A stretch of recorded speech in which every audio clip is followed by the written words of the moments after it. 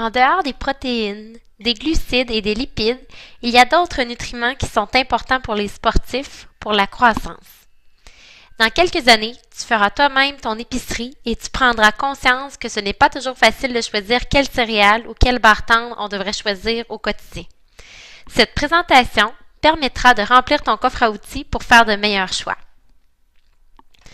Avant d'entrer dans le vif du sujet, voici quelques questions sur les glucides et les protéines afin de se remémorer des notions qu'on a déjà vues ensemble. On se rappelle que les glucides sont le carburant, donc la source d'énergie préférée des sportifs. Dans quel groupe alimentaire retrouve-t-on les glucides? Choix de réponse A. Légumes et fruits. B. Produits céréaliers. C. Lait et substituts. D. Viande et substituts. La bonne réponse, A et B surtout. On retrouve dans les produits céréaliers comme le pain et les pâtes, les glucides, mais on en retrouve également dans les fruits qui apportent une certaine quantité de glucides. Les légumes, quant à eux, fournissent une petite quantité de glucides. Finalement, il y a aussi certains aliments qui font partie du groupe lait et substituts, comme le lait, le yogourt, la boisson de soya, qui fournissent des glucides. Voilà pour cette question. Prochaine question. Dans quel groupe alimentaire se retrouvent les protéines dont le rôle est la construction et la réparation des muscles? Alors, les mêmes choix de réponse que tout à l'heure.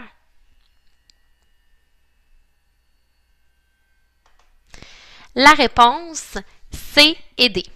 On retrouve les protéines dans la viande et ses substituts comme le poulet, le poisson, le tofu, les noix et les légumineuses. On retrouve également les protéines dans le lait, le fromage, le yogourt et un substitut tel que la boisson de soya. Prochaine question. Quelle source d'énergie nous permet d'avoir moins faim rapidement ou qui nous permet d'être plus rassasiés avant le prochain repas? Est-ce que ce sont A, les glucides ou B, les protéines? La réponse est B, les protéines, parce qu'elles se digèrent beaucoup plus lentement, soit environ en 2 à 4 heures, en comparaison aux glucides qui se digèrent plus rapidement, en moyenne autour d'1 heure. Quatrième et dernière question. Vrai ou faux? Le fromage constipe.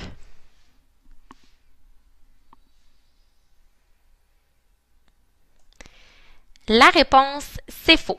Aucun aliment ne constipe. C'est plutôt le manque de fibres et le manque d'eau dans l'alimentation qui favorise la constipation. Toujours dans le même sens, je te demande lequel des aliments à l'écran contient des fibres? Lequel ou lesquels plutôt? On a comme choix la pomme, le lait ou une tranche de pain de blé entier.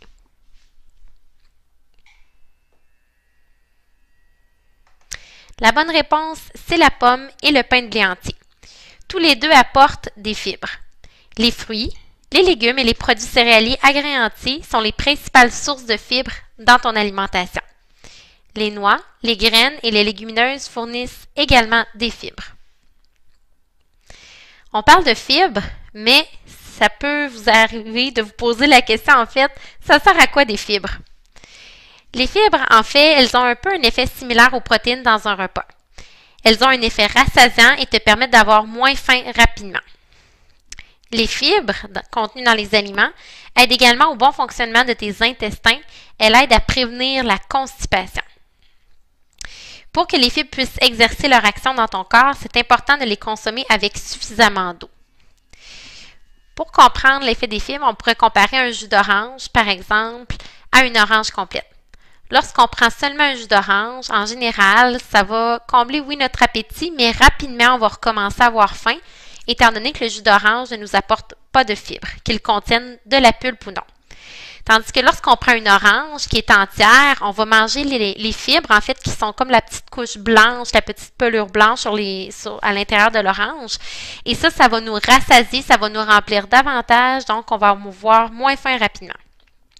Afin de tester l'effet rassasiant des fibres sur ton corps, tu peux faire le défi de groupe qu'on retrouve à la fin de l'atelier avec les 2 déjeuners proposés, soit premier déjeuner.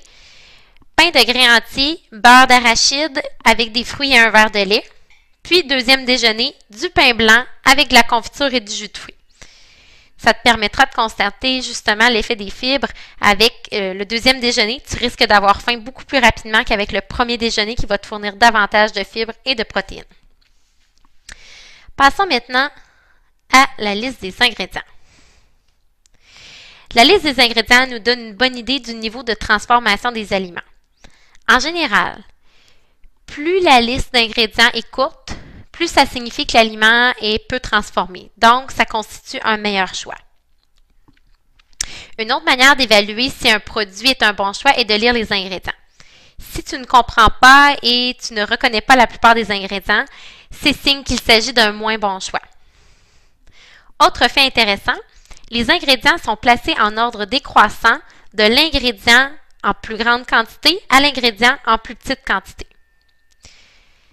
Par exemple, si tu retrouves le sucre ou des synonymes de sucre au début d'une liste d'ingrédients de barres tendres ou de céréales, par exemple, ça veut dire que cet aliment contient beaucoup de sucre, donc t'apportera de l'énergie, oui, mais seulement de courte durée.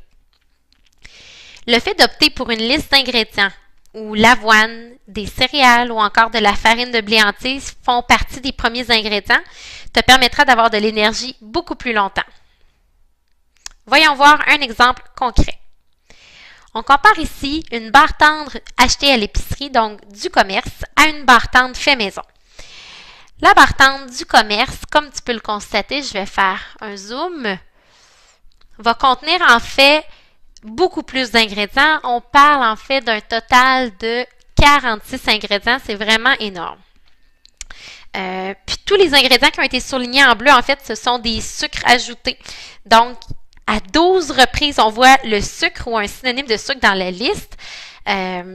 Heureusement, il faut se rassurer, ce ne sont pas toutes les barres tendres du commerce qui sont comme ça, qui contiennent autant de sucre, mais reste que ça nous montre que cette barre tendre-là n'est pas nécessairement un bon choix. Puis comme on le voit à l'écran, c'est la barre tendre, une barre tendre à base de yogourt et blé, on ne penserait pas nécessairement que c'est un mauvais choix. Donc, juste en regardant la liste d'ingrédients, on se rend compte que ce n'est pas le meilleur choix pour nous. Ensuite, quand on compare avec la barre tendre maison, juste ici, on voit qu'elle contient seulement 10 ingrédients au total. On est capable de reconnaître les ingrédients et le sucre à l'intérieur provient surtout des dattes. Donc, c'est un sucre qui est naturel. La conclusion, c'est que quand on cuisine soi-même, on contrôle tous les ingrédients et la quantité qui se retrouve dans l'aliment. Par contre, ça n'empêche pas que les barres tendres du commerce sont intéressantes, mais important de regarder la liste des ingrédients et le tableau de valeur nutritive, comme on le verra un petit peu plus tard dans l'atelier.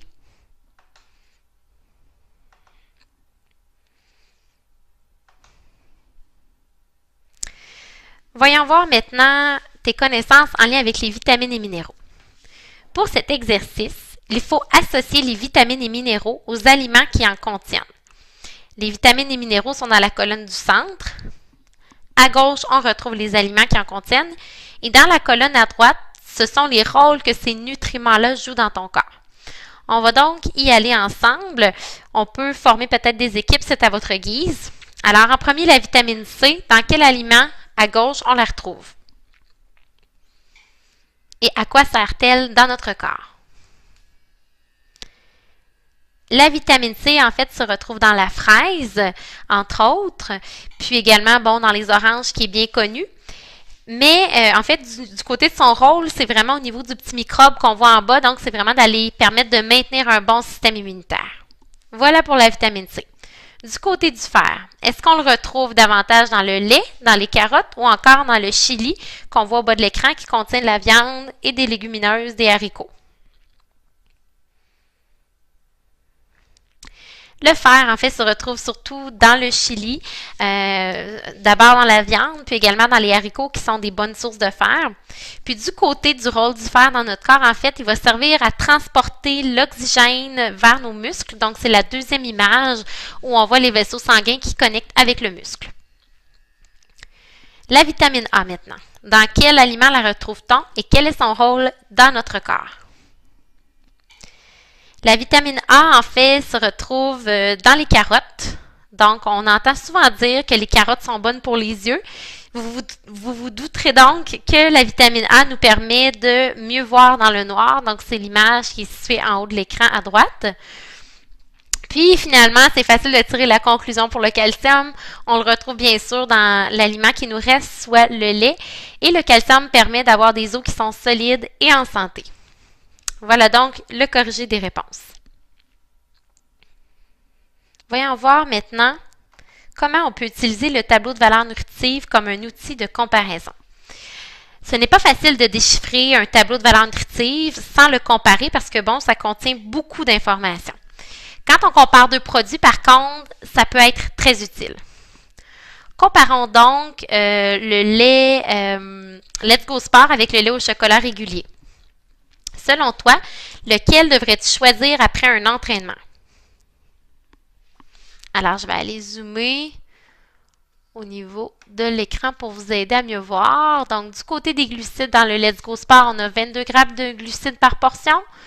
Du côté des protéines, 26 grammes. Si on compare avec le lait au chocolat, on a 26 grammes de glucides par portion et 9 grammes de protéines, donc moins de grammes de protéines dans le lait au chocolat. Quel est le meilleur choix pour bien récupérer après un entraînement?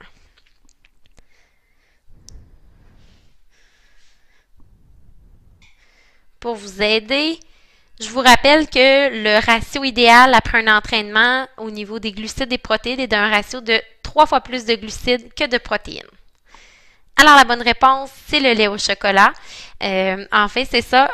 Après un entraînement, idéalement, on vise un peu plus de glucides que de protéines. La suite de la capsule se fera dans la prochaine animation YouTube.